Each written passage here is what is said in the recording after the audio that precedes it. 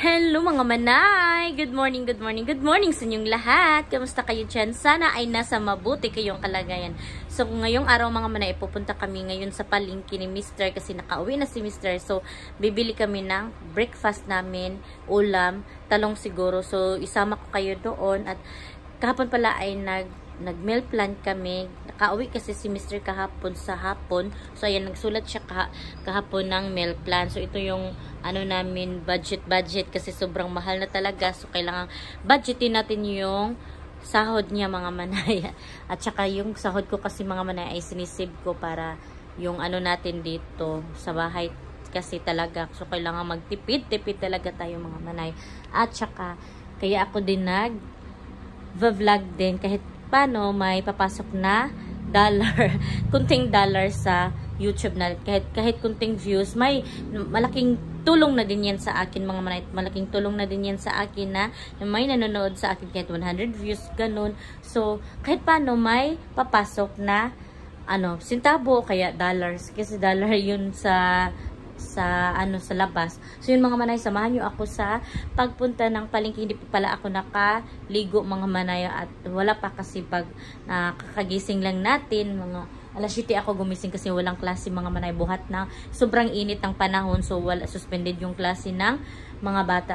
Dati ay kahit mainit yung panahon sa panahon natin noon, kahit mainit yung panahon ay nagpapasok talaga tayo, pumapasok talaga tayo sa paaral. Pero ngayon mga manay, kahit sobrang init, ayaw na ng DepEd na papasokin yung mga bata. So yun mga manay, let's go na at samahan nyo ako sa pagpunta ng palengke. So ayan na Mr. Sasakay na ako mga manay.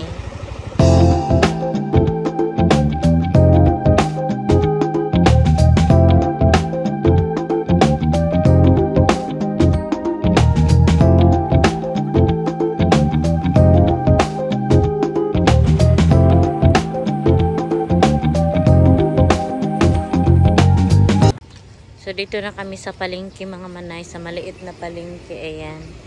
Ito yung hitsura sa maliit na palengke dito sa Sambulawan. Ayan, nagpipili si Mr. ng ulam namin ngayong umaga. Hindi kami nag-aga ng gumising mga may alas 7 kasi walang pasok. So yan, relax. Pero pag may klase ay sobrang aga kami gumigising, alas 5 or alas 4. Pila ka pag magipalit ka? 4. So, ayan, 4. Budget meal. Yung udto sa daan. Sa tanghon. Si Mr. kasi nagluluto mga manay pag umuwi siya. Pag ako naman, pag wala siya, akin lahat. Yun.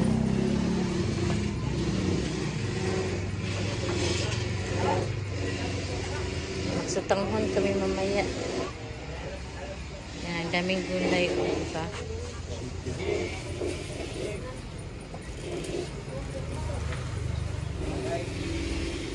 Yung camera ang ginagamit ko mga manay kasi maganda yung kuha ng iPhone kasi itong cellphone ko, kaya ito na yung ginagamit ko. Yung DJI ko ay andun ka Mr. Madali lang kasi ang cellphone kasi edit agad ganun, hindi na nagtatransfer ba o kuha kano sa man na ugma aw karong buntag isagol. O sige, pila man. Pwede taog mag-grocery o mag-merkado ng taon niya. Hindi pala ako nakapag-grocery mga manay kasi na-out of budget na talaga. Kasi merkado na lang. Pang na lang, pang ulam. Sa naman. Ora? Lamas? Aw niya na lang, no? So, ayan na. Ngayong umaga at saka mamayang udto tanghali mga manay. So yan ang mga manay, worth of 83 pieces ay nakabili tayo ng dalawang ulam na. So yan, punta na tayo kasi sobrang init talaga mga manay.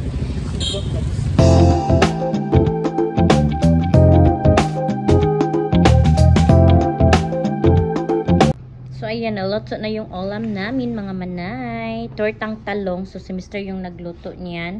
At yung mga anak namin mga manay, tulog pa pala. Tulog pa sila kasi walang pasok kasi. So, kami muna mauna ni Mr. matulog. O, matulog! Kakain mga manay. Nagyan, tulog. So, mamaya ay maglaba na ako mga manay. So, parang busy ngayon kasi madaming ginagawa. At saka magpapaturo din ako kay Ate Fia na mag-edit ng video mga manay. Yung parang lumalabas siya na may nagsasalita na babae mga manay. Kasi si Ate Fia na ay magaling mag-edit ng video. Kasi yun ang trabaho ko kay ate, mag-edit ng mga video mga manay. So shout out pala sa aking background yan mga manay. So dyan namin nilalagay yung mga sapatos, mga helmet. So dyan, kaya shout out sa ating background. So yan, magkain muna kami kasi madami tayong gagawin for today's video. Busy-busyhan tayo, maglalaba ako kasi walang pasok. So yan, pati mga budget yun ang daking gagawin ngayon. So update na lang kayo mamaya.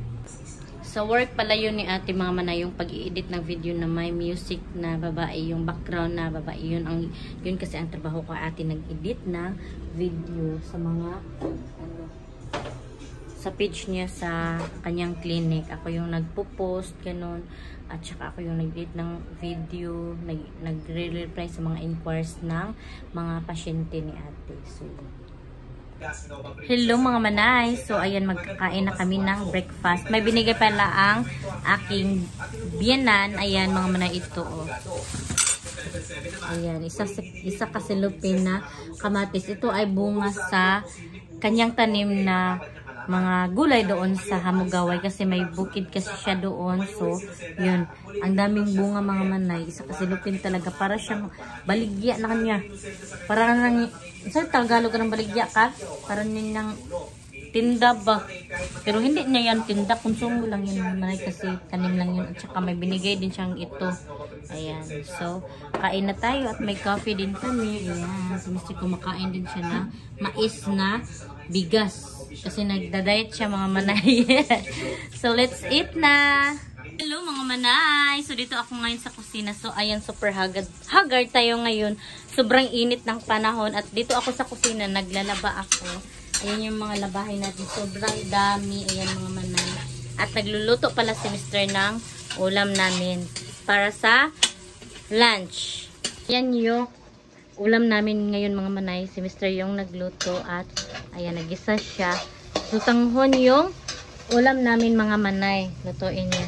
Behawat ako kasi pakita na to. Ayan yung sutanghon. Pinaalis ko si Mr. mga manay kasi ayaw niyang magpakuha ng video. Iya kasi si Mr. ngayon mga manay. Kasi wala kasi siyang damit kaya ayan, ayaw niyang magpakita. So ayan yung mga labahin natin. Super dami. Ayan ito yung sa mga pantalon at ayan din yung mga damit, mga color. Yung inuna ko pala ay mga puti, mga light. Ayan, mga light kipilis. So mamaya i-continue ko yan mamaya mga manay pag matapos na si Mr. magluto ng ating lunch. Ito naman sa loob mga manay ay may mga tupiin ako. So si Ate Fiana naman ay gumagawa ng assignment. Ayan. Hi ate, kasi wala silang pasok ngayon so nag-modular.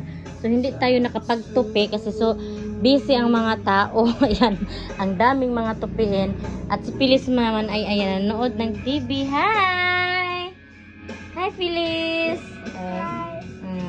Ayan, nagpa-music siya. Pala mga mana, dito natutulog si Mr. kasi sobrang init ng kwarto namin. Maliit lang kasi yung kwarto so hindi kami pwede magsisikan doon. So dito siya sa sala. Ayan, dito lang muna namin to nilagay mga manay. To yung damit niya mga manay kasi naghubad siya sa kusina kasi super init mga manay. So dito nagpapahinga siya dito mga manay, naghiga si Mr. So ayan, super busy natin for this video. Muna ako sa sala mga manay, maghiga-higa muna tayo kasi papahinga kasi mamaya pag matapos na si Mr. magluto ay maglaba na ako. So ayan, relax muna tayo dito. So thankful talaga ako pag day off ni Mr. kasi nakakatulong siya sa akin dito sa mga gawaing bahay. So Sabado mga manay ay nag-duty ako doon sa clinic at ngayon work from home tayo ngayon, nasa bahay lang tayo magtatrabaho, computer lang. So yun ang trabaho ng sa aking kapatid na yung doktora mga manay na may clinic kasi si ate kami kasing magkakapatid mga manay ay hindi uso yung mag-asa-asa. So tinuturuan nila kaming mag-grow.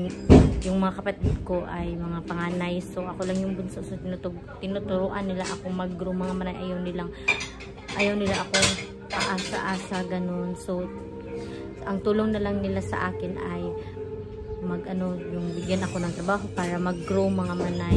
So, dapat ang pera ay pinaghihirapan talaga mga manay. Huwag asa-asa yun. So, yun ang itinuturo din ng aking mga magulang mga manay na dapat ang pera ay pinaghirapan at huwag mag-aksaya-aksaya. So, yun.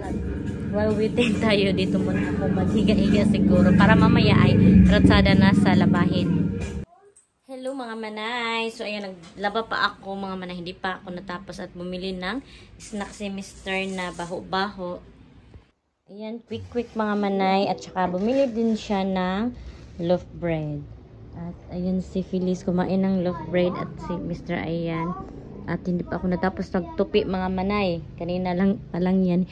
Hindi pa kasi nakapagtupi mga manay kasi si Fiona madami ding project kaya hindi siya makatulong. So ito yung gamot pala ni Phyllis. Ayan, lagundi sa ubo niya. At ayan yung kamatis na binigay ng aking mother-in-law, yung trapo mga manay. Ayan, so madaming mga manay, bunga. Yan. Ano to mga manay? Organic to kasi walang chemical yan. So, snack na tayo kasi napagod talaga ako sa mga manay. Paglaba. As in, napagod ako. Dami kong nilabahan. So, siguro dito ko na lang muna i-end ang aking vlog. Thank you so much mga nanood. Sa mga hindi pa pala nakasubscribe, please subscribe my YouTube channel and click the notification bell para updated din kayo sa aking next video. See you in my next vlog mga manay. Bye-bye and God bless. Ingat din kayo parate.